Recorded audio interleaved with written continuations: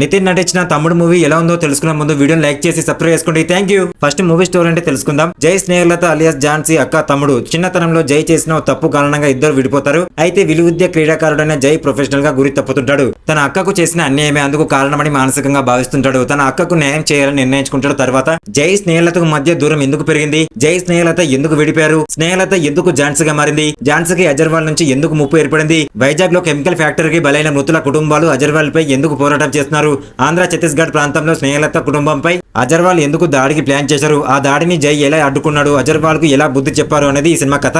ఇప్పుడు మూవీ చూసినప్పుడు నా ఫీలింగ్ ఏంటో తెలుసుకునే ముందు వీడియోని లైక్ చేసి సబ్స్క్రైబ్ చేసుకోండి.